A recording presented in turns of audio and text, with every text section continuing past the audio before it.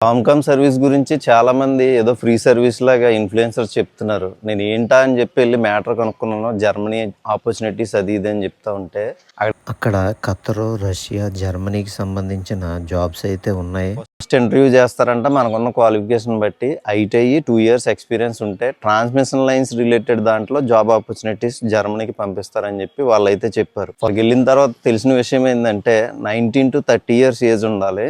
ముందైతే ఒక 10,000 security deposit కట్టాలి.